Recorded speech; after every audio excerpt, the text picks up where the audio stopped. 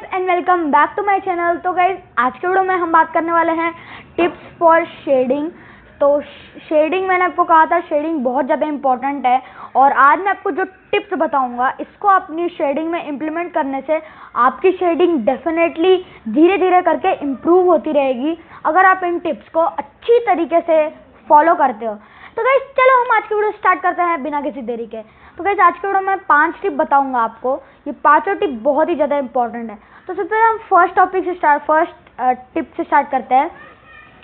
तो जब भी आपको अगर स्मूथ शेडिंग चाहिए तो आप जो है अपनी पेंसिल को शार्प रख लो। ये सबसे ज़्यादा मेन टिप है, अपनी पेंसिल को शार्प रख लो। अगर आपकी पेंसिल शार्प नहीं रहेगी तो जो है आपकी ड्राइंग में थोड़ा रफ शेडिंग आएगी। अगर आपकी पेंसिल जो है शार्प रहेगी तो आपकी शेडिंग में बहुत ही स्मूथ इफेक्ट आएगा। तो पेंसिल शार्प करना बहुत ही ज़्यादा ज़रूरी है। कितने आर्टिस्ट को आपने देखा होगा कि वो कटर से इतनी लॉन्ग पॉइंट बनाते हैं और उससे वो शेड करते हैं, इसीलिए ताकि उनकी जो शेडिंग है वो स्मूथ हो पाए और वो बड़ी नोक जो है वो ज़्यादा देर तक चल भी जाती है। तो इसीलिए आपको अगर स्मूथ शेडिंग करना है तो पेंसिल को शार्प रखो। अब बढ़ते हैं हमारे नेक्स्ट टिप पे कि कभी भी अगर आप चारकोल में काम करते हो तो अपने फ़ैन को ऑफ रखो। चारकोल जो है बहुत ही ज़्यादा डार्क होता है, वो ना उड़े, एक पूरे पेज पे ना उड़े, तो इसीलिए आपको जो है फ़ैन ऑफ करना चाहिए। अगर आपको फ़ैन ऑन है तो आपके जो चारकोल पार्टिकल्स है वो यहाँ से पेपर पे यहाँ से वहाँ घूमते रहेंगे बस।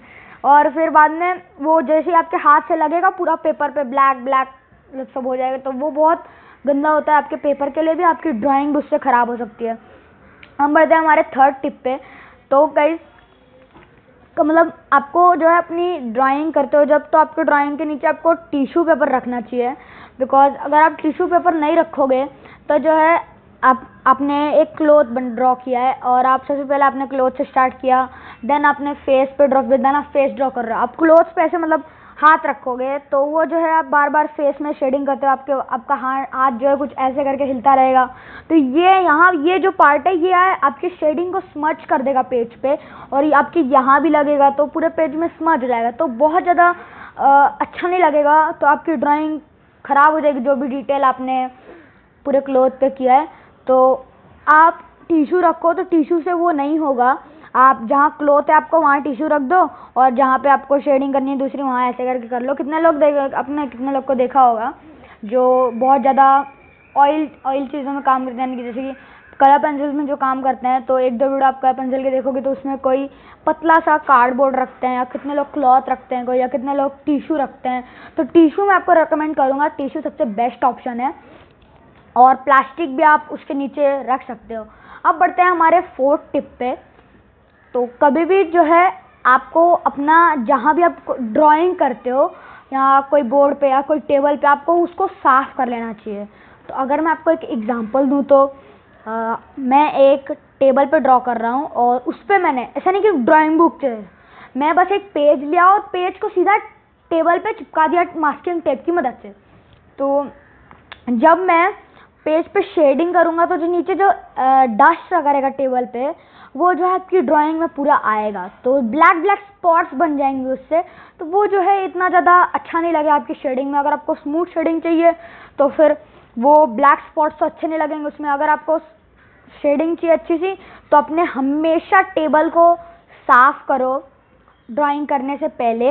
अब बढ़ते हैं हमारे फिफ्थ टिप पे।